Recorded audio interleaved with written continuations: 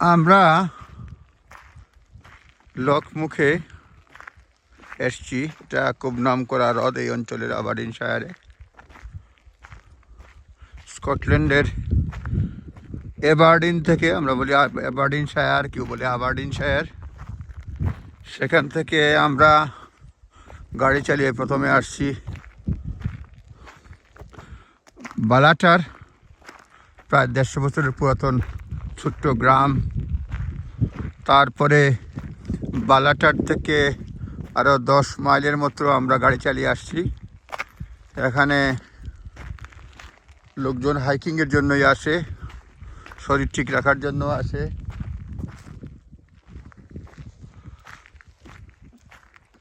এটা হ্রদ লকমুখ,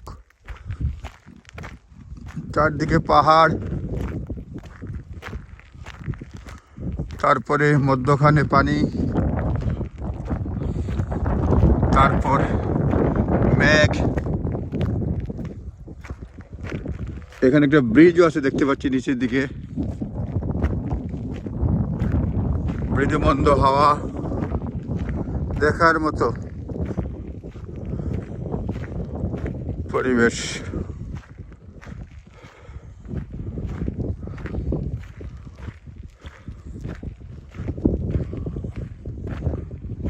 এখানে একটা ব্রিজও রয়েছে।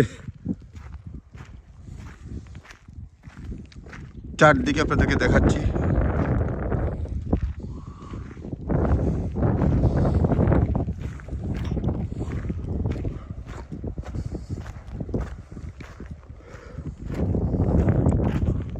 অনেকেই বলে পুরোটা পাড়িতে প্রায় 5 মাইলের মতো জায়গা হবে চারদিকে চক্কর দিয়ে আসার জন্য। সুতরাং যে কেউ আসতে পারবেন হাঁটার জন্য, হাইকিংয়ের জন্য। খুবই সুন্দর মনোরম দৃশ্য, দেখার মতো, মন ভরে যাবে। এইসব এলাকায় ওয়াকিং করতেন রানী ভিক্টোরিয়া, তার 9 বাচ্চা ছিল, প্রিন্স অ্যালবার্ট, এবং তারা খুব সুখের সংসার ছিল। এবং রানী ভিক্টোরিয়া 1837 থেকে 1901 বা 2 সাল পর্যন্ত রাজত্ব করেছেন। ব্রিটেনের রাজ সিংহাসনে ছিলেন। তার 9টা বাচ্চা ছিল। এই রাজার মায়ের গ্রেট গ্র্যান্ডফাদার 5-6 সিঁড়ি উপরে, এই মুহূর্তে বলতে পারতেছি না, 5-6 জেনারেশন আগে রানী ভিক্টোরিয়া ছিলেন।